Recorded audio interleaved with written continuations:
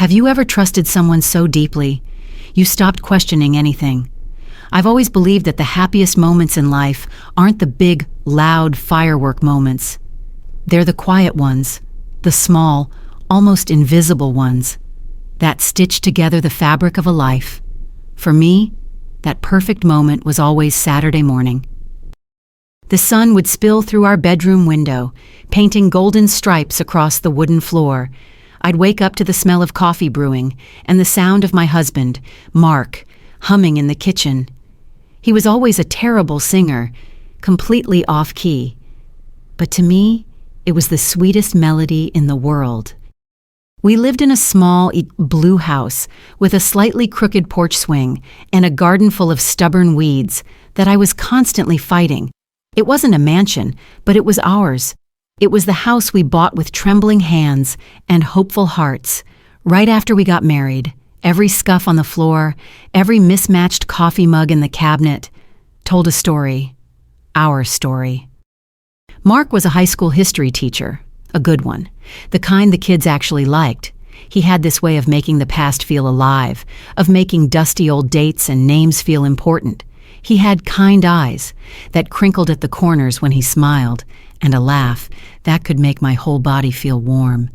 For 10 years, that laugh had been my anchor. We weren't perfect. No couple is. But we were solid. We were Mark and Sarah, a single unit, the kind of couple our friends looked at and said, "I want that." I worked from home as a freelance graphic designer. It gave me the flexibility I loved, but mostly, it gave me more time to build our nest. I'd spend my afternoons tinkering with design projects, watering my plants, and thinking about what to make for dinner. Our life was a comfortable, predictable rhythm, and I loved it. I found profound joy in that predictability. It felt safe. It felt like love.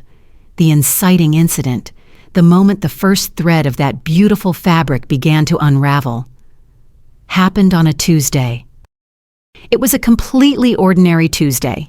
The sky was a flat, boring gray, and I had a deadline looming.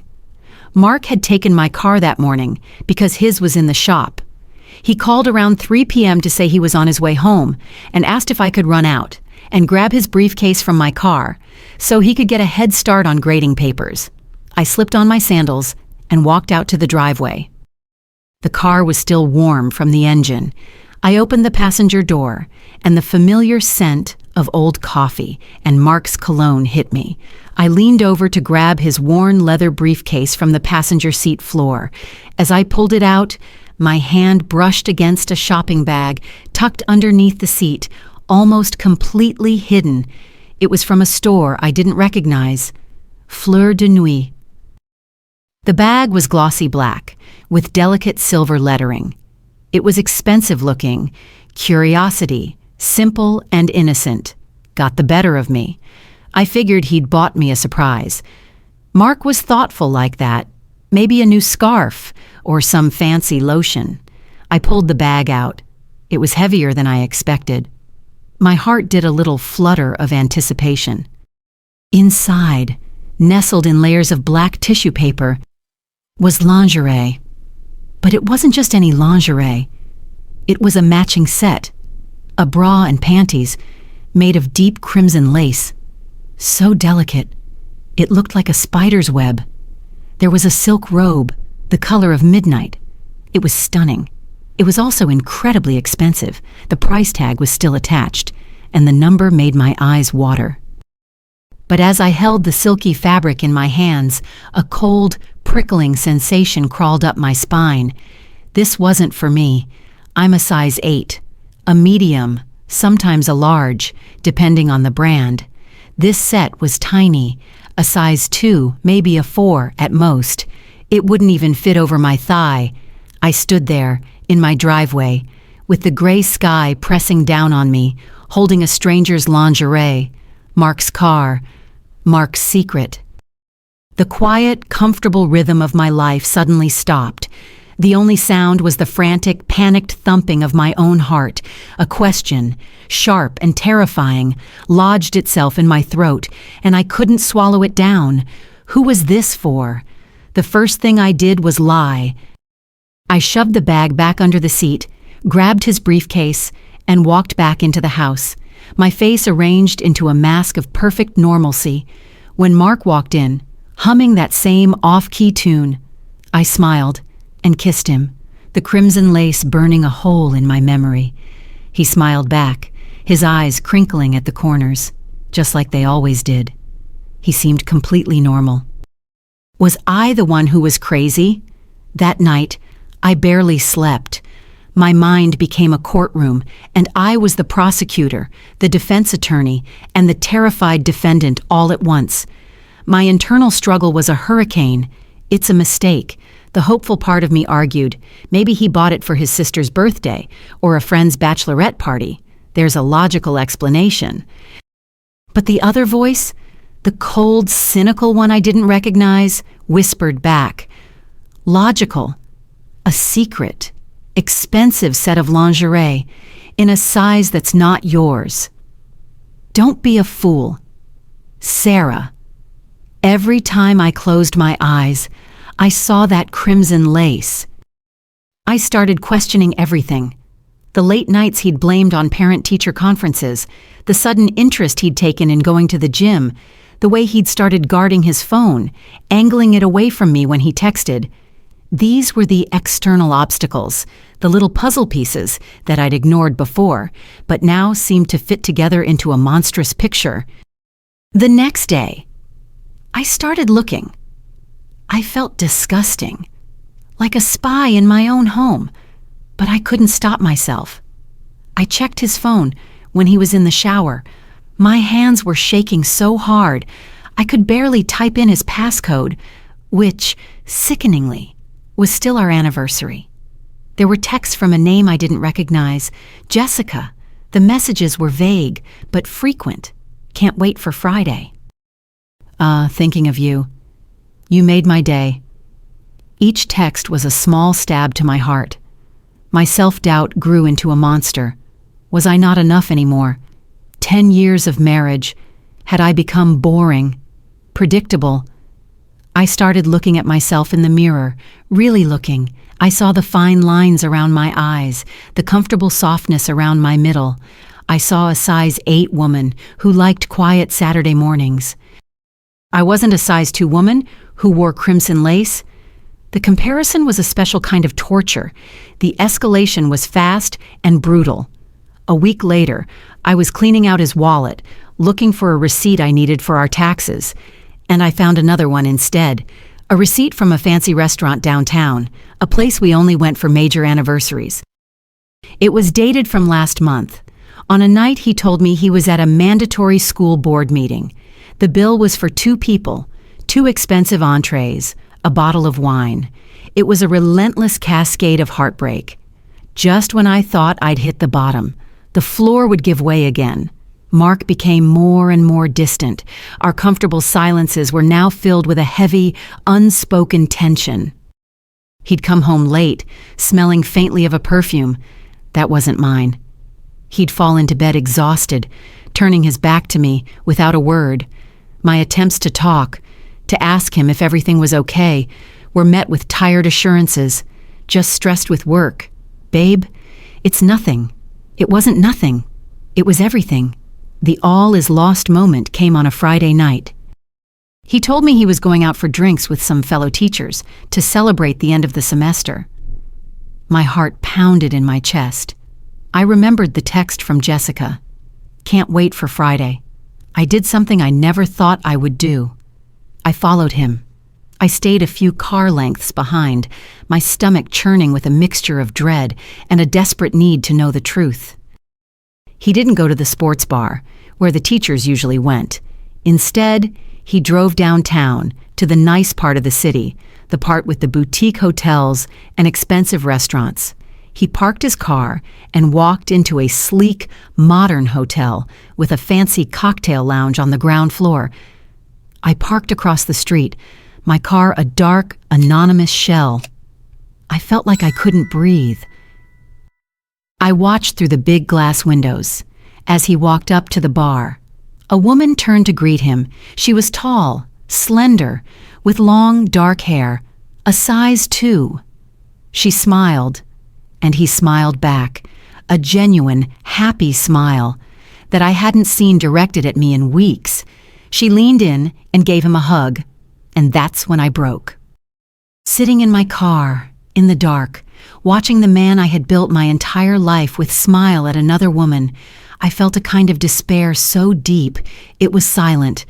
There were no tears, just a vast, hollow emptiness where my heart used to be. It was over. My marriage, my home, my quiet Saturday mornings, all of it was a lie. The foundation of my world had crumbled to dust, and I was completely, utterly alone. There was no hope left. The question I'd asked myself in the driveway a few weeks ago had its answer, and the answer was worse than anything I could have ever imagined. I drove home in a daze. The world outside my car windows was blurry, unreal. I walked into our quiet, empty house, our blue house that suddenly felt like a stranger's. I went into our bedroom and pulled the glossy black bag from its hiding place in the back of my closet. I laid the crimson lace and the midnight silk out on the bed, a sacrificial offering to a marriage that was already dead. When Mark came home a few hours later, he was humming. He walked into the bedroom, and the humming stopped. He saw me sitting on the edge of the bed. He saw the lingerie.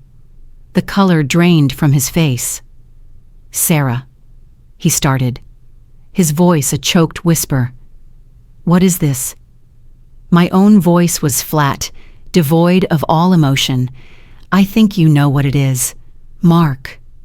I found it in my car. I followed you tonight. I saw you. With her." For a moment, he just stared, a look of utter confusion on his face, and then something shifted. It wasn't guilt. It was dawning horror. "Oh, no," he said, sinking onto the end of the bed, running his hands through his hair. "Sarah, no, it's not what you think. It's not what it looks like at all." I just shook my head. "Don't lie to me anymore.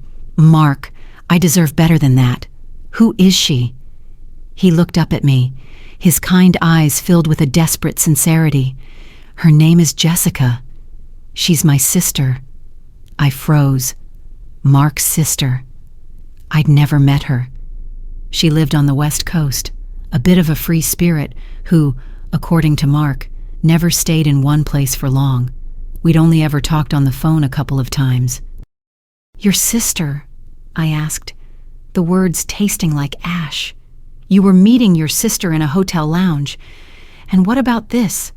I gestured to the lingerie on the bed. He finally looked at me, really looked at me, and saw the depth of my pain. He took a deep breath. "Sarah, for the last 6 months, Jessica and I have been working on something. A surprise. For you." He reached into his briefcase and pulled out a thick folder. He opened it on the bed, next to the lace. It was filled with business plans, lease agreements, and design sketches.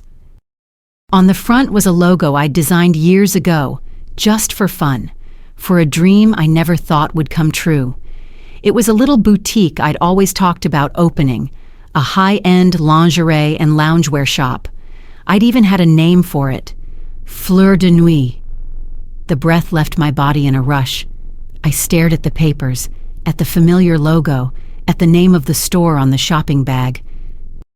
"You remember that conversation we had on our anniversary last year?" he said softly.